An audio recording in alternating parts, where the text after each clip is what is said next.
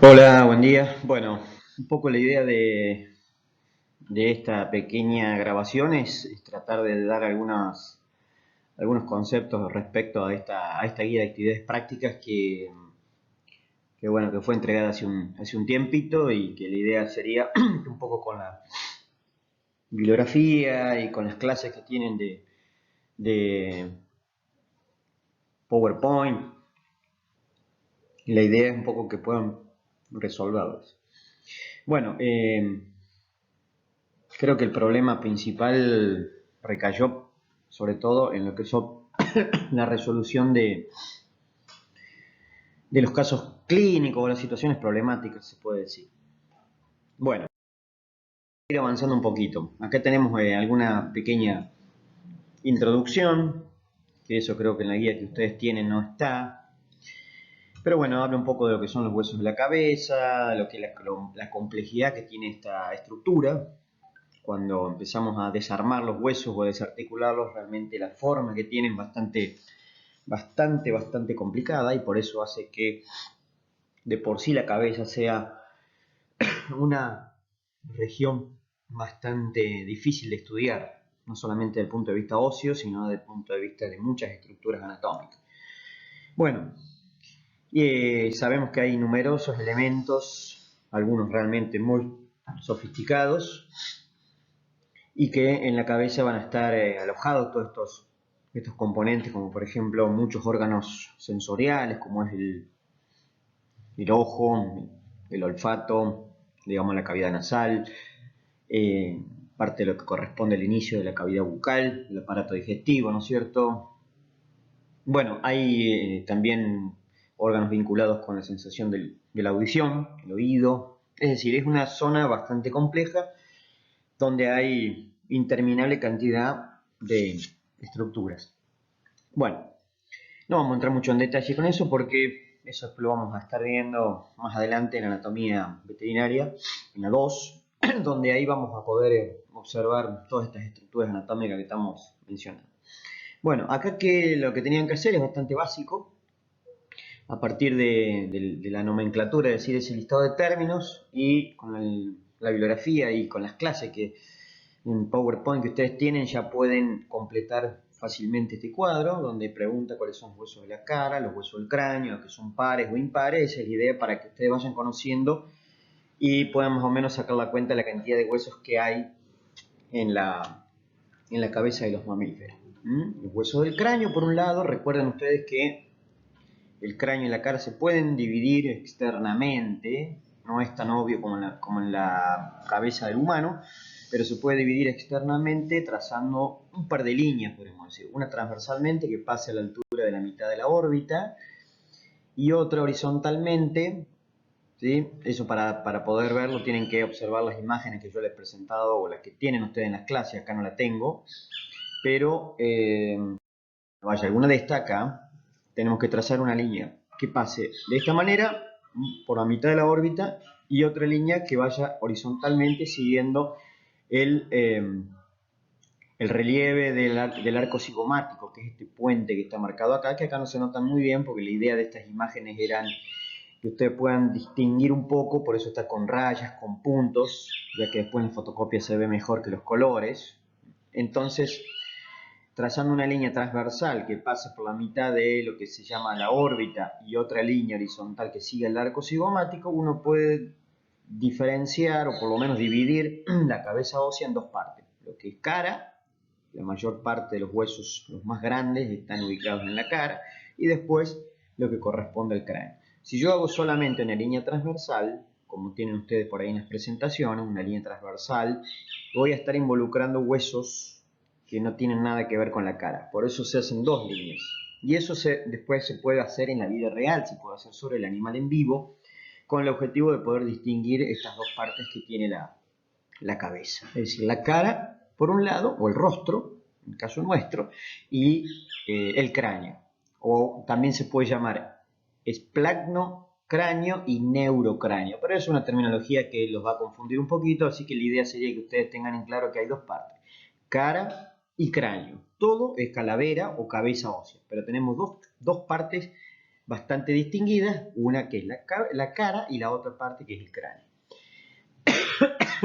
Bueno, hay algunos huesos del cráneo que invaden un poco la región de la cara, pero no vamos a entrar mucho en esos detalles. Bueno, entonces en estas imágenes la intención de estas imágenes era un poco para que usted vaya identificando en estas vistas laterales, siempre lean lo que dicen, ¿no es cierto?, las referencias abajo de las imágenes para que sepan cómo están hechas las fotografías, desde qué lado están viéndola, bueno, las especies, etcétera, etcétera. Siempre hay que leer claramente y interpretar lo que están diciendo las referencias o las leyendas de la figura y de los esquemas. Entonces, acá tenemos tres calaveras sin mandíbula, no están las mandíbulas de un perro, de una vaca y de un caballo, y en rayas, en punto, con distintos tipos de referencias, están marcados algunos de los huesos que se pueden observar en este tipo de imagen. Bueno, después sí hay una serie de consignas que tienen que ver fundamentalmente con la identificación de no solamente los huesos, sino que también un montón de relieves óseos, es decir, accidentes o detalles, que eso lógicamente es la parte más rica de la parte práctica, cosa que acá no estamos pudiendo tener.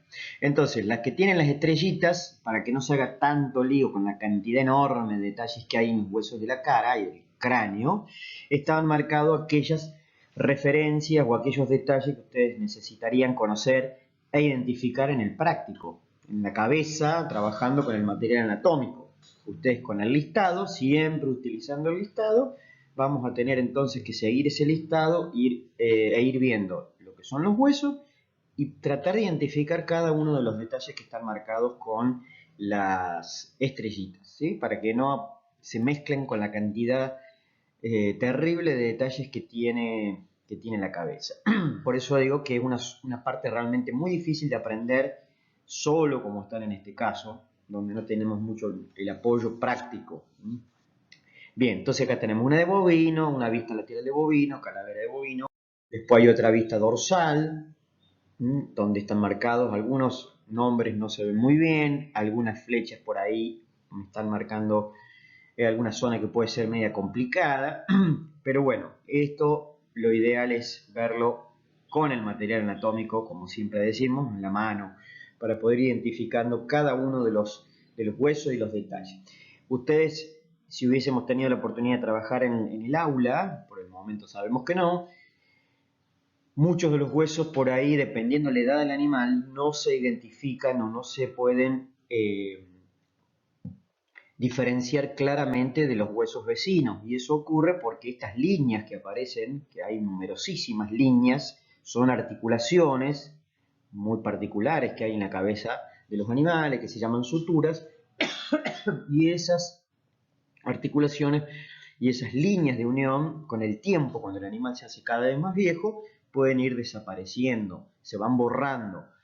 Eso hace que sea difícil de diferenciar y de delimitar cada uno de los huesos de forma independiente.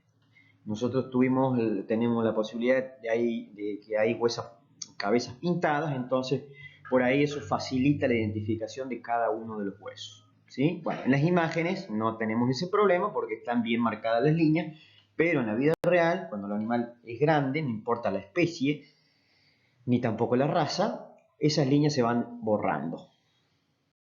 Vista ventral, estas son las peores, no solamente porque no se ven claramente los detalles, sino porque además son relieves bastante complejos, entonces no se nota bien. Acá tenemos de caballo, una vista ventral, bueno, todo eso son lo que está marcado con las estrellitas, los detalles que hay que tratar de tener una idea a qué hueso pertenece, y lo ideal es encontrarlo en la cabeza. Bueno, estas vistas que son medias oblicuas, están vistas desde ventral, pero también algo lateralizado, por eso también son complicadas este tipo de imágenes, sobre todo pensando que están todas en blanco y negro. Pero bueno, repito, esto si hubiésemos estado en el aula, por ahí se hace. Vistas de un corte, esto es un corte sagital, o un corte sagital, no es mediano, pero estamos viendo internamente la mitad de una de las cabezas sin mandíbula de un bovino, donde se ven algunas estructuras, cavidad craneana, los cornetes nasales, estas estructuras que están dentro de la cavidad nasal. Ahí hay una zona importante donde podemos ver una pregunta que tiene que ver con la división entre la cavidad nasal y la cavidad craneana. Es un hueso muy particular que se llama etmoides y que tiene ciertas características muy singulares que permiten el paso de determinadas estructuras por ese lugar. Pero bueno, es un hueso que no se ve externamente, no hay ninguna parte del hueso que se vea desde el exterior. Esto es lo mismo, nada más que de un equino. Bueno, acá no tiene marcadas las estrellitas, pero siempre básense en el listado de términos para no perderse con la cantidad de detalles. Esto es lo mismo, nada más que de caballo, donde se ve también la cavidad craneana, donde va a estar el encéfalo, el cerebelo, bueno, el etmoides también, acá donde va a estar terminando la cavidad nasal y va a estar en estrecho contacto con la cavidad craneana, los cornetes nasales que están adentro. Bueno, observen, es difícil imaginarse todo esto, es muy difícil imaginarse si uno no lo está observando en el material anatómico, pero bueno, tratemos de por lo menos tener una noción de las estructuras más grandes, de los detalles más grandes, más significativos. Bien, y acá montones de imágenes que tampoco tienen, se han perdido las estrellitas, pero la idea es, la mandíbula tiene ciertos detalles importantes. Esto es una mandíbula, en realidad son dos mandíbulas. Esto es un hueso par, la mandíbula es un hueso par que están unidos acá en la parte incisiva, en la unión del cuerpo. Se juntan la mandíbula izquierda con la derecha y en algunas especies se hace una unión realmente muy potente que prácticamente la hace imposible de separar. Como por ejemplo pasa en los caballos. Entonces, vamos a tener una rama que es la parte vertical, un cuerpo que es la parte horizontal que tiene cada una de las mandíbulas y después tiene algunos detalles. Algunos detalles como ser la parte incisiva, donde están los dientes incisivos. Ahí hay un agujero importante que se llama agujero mentoneano, que está toda esta zona en el animal, después se va a llamar mentón. Lo mismo pasa en nosotros, por eso se llama agujero mentoniano. ¿Sí? Hay un agujero ahí que permite la salida principalmente de nervios, ¿sí? Bueno, todos esos detalles después los vamos a ver más adelante. Entonces acá tenemos en la rama de la mandíbula hay una zona que es para articularse, un cóndilo que sirve para articularse, el temporal que es un hueso del cráneo, y acá una punta que sobresale, más alta, que ahí se van a fijar algunos músculos, bueno, que tienen que ver con la masticación, igual que toda esta parte de acá, esta parte que se llama fosa macetérica, es una depresión y en algunas especies está bastante marcada. Bueno, en este lugar es donde se fija uno de los músculos más potentes de la masticación, que es el macetero. Después van a ver ustedes claramente, yo lo veo muy chiquitito acá, pero se llama fosa macetérica. Bueno, la idea es, como digo, ir repasando las principales partes que tiene cada hueso, los detalles más notorios, y siempre leyendo lo que dice acá, para ir encontrando en el libro, en la bibliografía, los detalles que por ahí tiene cada especie. Generalmente no hay muchas diferencias, no hay prácticamente diferencias entre los huesos, digamos, la cantidad de detalles que tienen la cabeza de un caballo, de una vaca. Sí, lo que puede cambiar es el tamaño, la conformación, algunas cuestiones morfológicas, pero no la cantidad de detalles. No hay enormes diferencias entre los animales. Bien. Después tenemos acá mandíbula de perro, las dos, ¿sí? Separadas. Acá está una zona donde va a estar unida con la mandíbula del otro lado, se llama superficie sinficiaria, es un tipo de articulación. Esto acá entre un lado y el otro aparece un cartílago que se mete entre medio y eso con el tiempo se va cada vez osificando y al final va a prácticamente desaparecer ese cartílago y permite la unión de ambas mandíbulas. Pero en definitiva, más allá que lógicamente van a cambiar formas, que tienen que ver con cuestiones de hábitos de alimentación, acá estamos viendo que la rama de la mandíbula tal vez no es tan angulada como pasa en el caballo. Bueno, ahí está la superficie que va a articular con el temporal, la fosa macetérica. Bueno, tiene algunas particularidades que son adaptaciones a los hábitos de alimentación. Después, si uno ve la mordedura que tiene un carnívoro y la compara con un herbívoro, es totalmente diferente. Lo mismo pasa con la capacidad de abrir la boca. Bueno, son todas particularidades que tienen estos animales. Bien, no voy a detener mucho con esto porque en realidad la parte más compleja me parece que es la resolución de los casos, esos que muchos no han podido responder. Bueno, todo esto era para trabajar en el práctico, para trabajar con las piezas anatómicas, identificando cada una de estas cuestiones, agujeros, principalmente son agujeros, lo que está marcando acá, bueno, al menos la órbita, que no es un agujero en sí, es una cavidad, pero bueno, son agujeros que uno trata después de identificar en la calavera, en la cabeza. Bien, y algunas consignas vinculadas a el cráneo. Acá tenemos los límites que hay que completar, cuáles son los límites del cráneo. Esto puede haber una pequeña diferencia dependiendo también de cada especie, ¿sí? Porque hay una conformación un poco variable en el tamaño de algunos huesos, entonces por ahí hace que varíen qué huesos están en el techo, qué huesos están en el piso, pero más o menos se repite el mismo patrón en todas las especies. Por ahí la única diferencia clara que hay en el bovino, que tiene unos huesos frontales, que son del cráneo realmente muy extensos, muy grandes, esos huesos, los frontales, prácticamente forman todo el techo de la cavidad craneana. Y si hablamos de un caballo o de un carnívoro, bueno, además de los frontales, aparecen también los parietales, y también parte del interparietal, bueno, de un hueso que ya prácticamente ni se menciona, pero bueno, aparecen algunos huesitos más dependiendo un poco el aspecto y el tamaño que tengan algunos huesos. Esto se puede hacer fácilmente mirando un poco los esquemas y revisando la bibliografía, se puede saber sin temor a equivocarse cuáles son los límites que tiene cada uno de las paredes. Pensemos que las cavidades, ya sea la craneana, la cavidad nasal, la órbita, la cavidad bucal, bueno, todo eso tienen límites, tienen techos, tienen paredes, tienen pisos, bueno, eso es un poco la idea de este tipo de consigna. Y ahora vamos un poco a la situación problemática, que esto, la primera que aparece, tiene que ver con el descorne, que es una práctica que generalmente se hace cuando el animal es muy joven, cuando tiene pocas semanas de vida, porque el cuernito es bien chiquitito y tenemos poco riesgo de lesionar y además vamos a destruir, si lo hacemos de manera adecuada, vamos a destruir las células que van a formar el cuerno. Entonces con eso ya nos evitamos que a lo largo de la vida del animal no le crezca más el cuerno. Si lo hacemos en un bovino adulto, que por alguna causa no lo hayamos podido descornar cuando era joven, hay que tener algunos conocimientos, no solamente anatómicos, sino que también, bueno, prácticas asépticas, eso lo hacen en todos tipos de maniobras quirúrgicas, es decir, ser higiénico, limpio, bueno, a eso refiere con prácticas asépticas.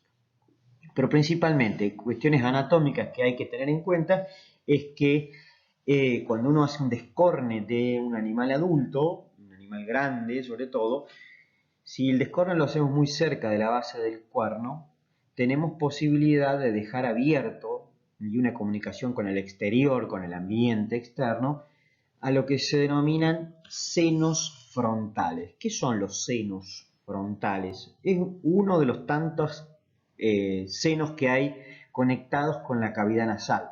Si ustedes observan después alguna imagen, sobre todo las imágenes que les pasamos en las diapositivas, en las clases teóricas, van a ver que muchos de los huesos de la cara, no todos, y algunos huesos también del cráneo, en su interior tienen, cuando uno lo ve desgastado el hueso, cuando se gasta para observar internamente cómo es su estructura, internamente ve unas cavidades bastante complejas, unos espacios bastante complejos que están metidos en el interior de los huesos. Esos huesos, como pasa por ejemplo en el frontal, como también pasa en el maxilar, como en algunas especies también en el palatino, que es parte del hueso de la cara, en el efenoide, que es otro hueso del cráneo, bueno, esas cavidades que se llaman senos, y cuando se infectan estos senos vamos a tener una sinusitis, que ese es el resultado por ahí cuando se infectan estos senos, sinusitis.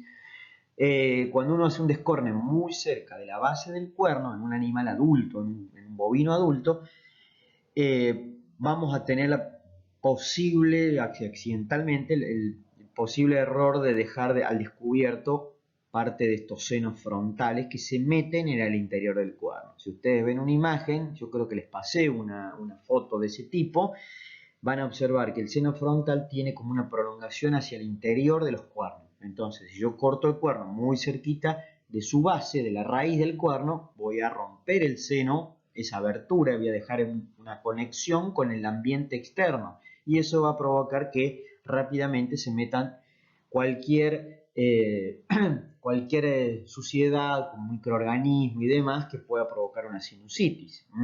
Por eso está un poquito relacionada a esta cuestión.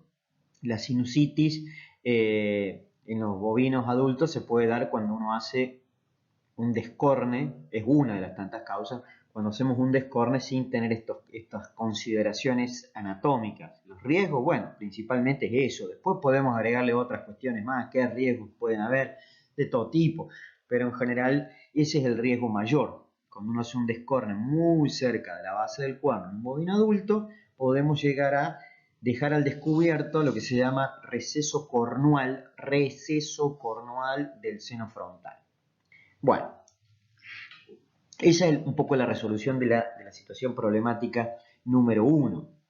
Después acá tenemos otra serie de consignas, el piso de la cavidad, con qué huesos se relacionan cada una de estas fosas. Bueno, si uno mira internamente una imagen de lo que es la cavidad craneana, van a ver que es una cavidad bastante irregular y tiene como 3 depresiones en el piso, ¿sí? Estamos hablando del piso de la cavidad craneana. Entonces hay una fosa craneana rostral, una fosa craneana media y una fosa craneana caudal. Es decir, esa cavidad craneana tiene como 3 concavidades, donde en cada una de ellas hay un hueso que participa y deja apoyar en ese lugar determinadas estructuras del encéfalo. La fosa craneana rostral está principalmente formada, ¿no es cierto?, por parte del etmoides, ¿sí?, por parte del etmoides y una parte del prefenoides. La fosa craneana, está mal escrito esto, craneana debe decir, hay fosa craneana media, principalmente por el basiefenoides, y la fosa craneana caudal, principalmente por el occipital. Son los 3 huesos que van a estar formando el piso de la cavidad. Occipital, que es el más caudal, basiefenoides, y un poquito más rostral, el prefenoides, que se conecta con el etmoides. El etmoides prácticamente no forma el piso, pero bueno, colabora un poquito de esta fosa craneana rostral. Esta pregunta está estrechamente vinculada.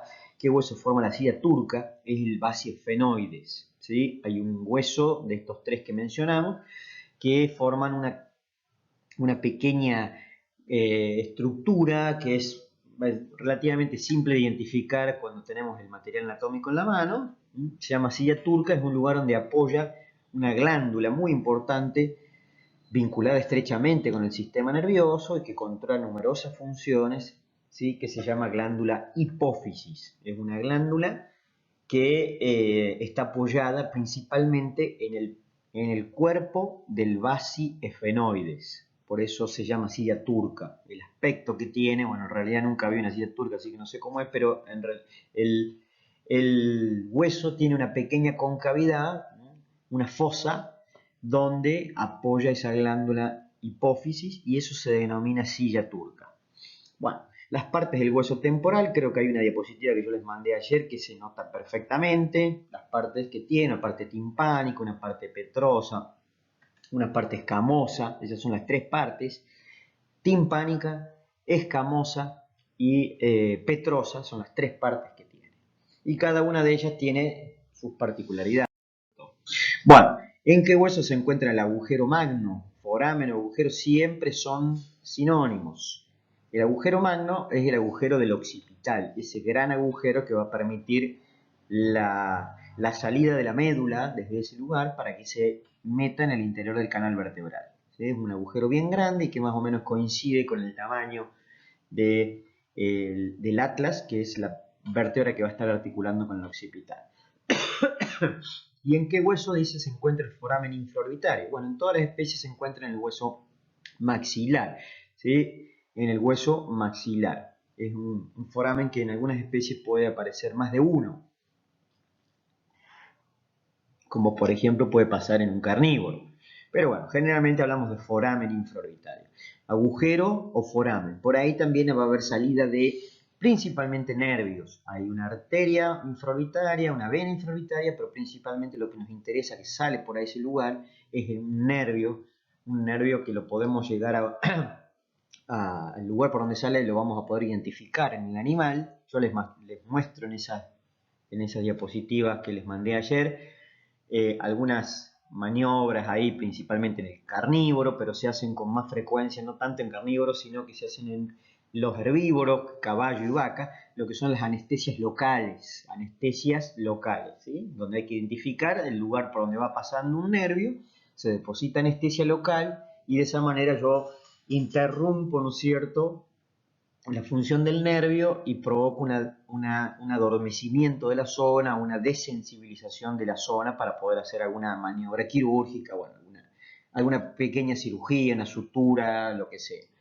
Pero bueno, por este agujero infraorbitario sale un nervio, ¿sí?, que se va a distribuir principalmente a la nariz, a la zona externa, no se mete adentro de la nariz, sino que principalmente a la parte externa de la nariz, como también el labio superior y demás. Bueno, eso todo lo podemos charlar después cuando volvamos a ver todas estas cuestiones que estoy mencionando ahora.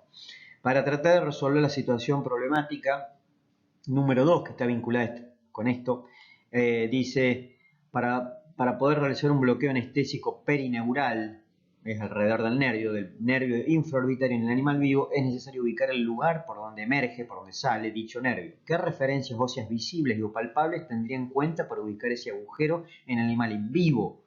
Bueno, eso, hasta que uno no lo hace, por ahí es muy difícil de comprender así en la teoría, y más que ustedes por ahí no tienen el acceso a numerosos libros donde está explicado esto. Pero, ¿qué referencias se utilizan?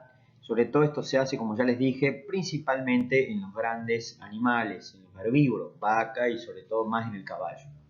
Entonces se utiliza como referencia la cresta facial, el comienzo de la cresta facial o el tubérculo facial en un bovino, no se llama cresta, sino se llama tubérculo facial, y también la escotadura nasoincisiva, que es una muesca o un espacio, una separación que se palpa en el animal en vivo, en algunos casos hasta casi se ve, que está formada por el hueso nasal y por el incisivo, por eso se llama escotadura nasoincisiva. Ese foramen está tapado por algunos músculos, pero que son músculos realmente muy finitos, que se pueden desplazar, que se pueden correr, y entonces podemos llegar a hacer la identificación del agujero sin problema para hacer la anestesia, es decir, se deposita, inclusive se puede hacer sujetando al animal y teniendo algunas consideraciones, metiendo la aguja internamente hacia el agujero, metiéndola dentro de donde está saliendo el nervio y de esa manera abarcar mayor cantidad de partes anestesiadas. Pero bueno, esto todo tiene que ver con la práctica. Bueno, cada especie por ahí tiene sus cuestiones en relación a cómo identificar estos forámenes, pero bueno, acá principalmente estamos mencionando lo que se hace por ahí en el caballo. En el bovino es más o menos parecido, bueno, varía un poquito en el caso de los carnívoros. ¿Qué utilidad tiene esto? Bueno, la anestesia local es muy útil. Como ya les dije, se puede hacer con con unos pocos centímetros de anestésico local, más algo de sedación para que el animal esté tranquilo. Uno puede hacer, por ejemplo, la corrección quirúrgica de una herida. Podemos suturar una herida sin necesidad de dormirlo completamente al animal, que es más caro y además es más riesgoso, ¿sí?, la anestesia general. Entonces, bueno, conociendo un poquito estas cuestiones, uno puede utilizar estas técnicas para hacer, por ejemplo, una sutura, para hacer a lo mejor corrección quirúrgica de algo de la nariz, de los collares, de los orificios nasales, del labio superior, bueno, todas esas cuestiones que es un poco la idea de ir conociendo esto que se hace en la vida real. Bueno, después pasan a ver los huesos que forman la órbita, que también hay una pequeña variante, hay algunas especies que tienen alguna faltante de alguna partecita de hueso. Bueno, acá lo está preguntando en la número 8, en los carnívoros y en los cerdos, la especie, el borde de la órbita es incompleto. Ustedes van a ver que no es un anillo cerrado como pasa en una vaca o en un caballo, una oveja, una cabra, sino que le falta un pedacito y eso está reemplazado, ese pedacito, por un ligamento, por un tejido fibroso. Bueno, los huesos de la cavidad nasal, lo mismo que para lo que pasa con la cavidad craneana, es decir, tiene su techo, tiene su piso, tiene paredes laterales, un poquito es leer y tratar de completar esas consignas. Fíjense que las últimas preguntas dice qué partes se le reconocen en la mandíbula. Bueno, el cuerpo y la rama, y dentro del cuerpo hay una parte molar y una parte incisiva. Bueno, hay un montón de partecitas, pero las dos grandes partes que tiene la mandíbula una se llama rama, que es la parte vertical, o más o menos vertical dependiendo de la especie, y otra es horizontal, que es el cuerpo de la mandíbula. Entonces, ¿dónde se ubican los agujeros? A mí me gusta hablar más de agujeros, forámenes, por ahí, que es un nombre más raro y difícil de recordar. ¿Dónde se ubican los agujeros mentoniano y mandibular? El mentoniano, como dice su nombre, está en el mentón, cerca de la parte incisiva. Puede variar un poco también la cantidad, no solamente hay uno solo, puede haber más de uno, como pasa también en los carnívoros, en los cerdos. Y bueno, está cerquita, digamos, o a mitad de distancia entre los incisivos, entre los dientes incisivos y los premolares, que son los que aparecen después, los incisivos y en realidad caninos, en el caso de sí, caninos, no premolares. Entonces, bueno, esos agujeros que vamos a ver en la parte del cuerpo de la mandíbula, el agujero o los agujeros, dependiendo de la especie, se llama agujero mentoniano, por donde pasan también o salen en realidad estructuras nerviosas, salen nervios, que van a aportar sensibilidad al labio inferior, a toda la parte del mentón. Y el agujero mandibular, que pregunta también la misma consigna, es un agujero que está en la parte medial, en la cara interna, en la parte medial de la rama de la mandíbula. ¿Sí? Si tuviésemos la posibilidad de tener una mandíbula y ustedes meten un alambrecito por el agujero mandibular, van a ver que ese alambrecito va a terminar saliendo por el agujero mentoniano. Es decir, todo por dentro de la mandíbula hay como una especie de canal, un pasaje donde entra el nervio por el agujero mandibular y pasa todo por dentro de la mandíbula y sale por el mentoniano. Y bueno, en el recorrido va alargando ramitas de ese nervio para las raíces de los dientes, Bueno, en las imágenes que yo les mostré en las diapositivas, las últimas diapositivas, ahí hay una anestesia en un perro de lo que es el nervio mandibular que está entrando en el agujero, se hace a través de la boca en los carnívoros, en otras especies realmente más difícil porque está del lado interno de la mandíbula y realmente se hace sin tener mucha referencia, no se puede identificar puntualmente dónde está ese agujero. Hay algunas técnicas para tratar de hacerlo, pero estamos en una parte muy profunda, estamos en la cara interna o medial de la mandíbula, donde hay montones de estructuras anatómicas y generalmente no sabemos muy bien dónde está la aguja para ver si está realmente bien posicionada y hacer la anestesia en el agujero y en el nervio mandibular que está entrando por ahí. Bueno, ¿con qué hueso articula la mandíbula? Con el temporal. Ya van a ver ustedes, y ahora que están estudiando la parte de articulaciones, hay distintos tipos de articulaciones y la articulación entre la mandíbula, de cada mandíbula con el temporal, es una articulación de tipo sinovial, es decir, va a tener un montón de movimiento, es una articulación muy móvil.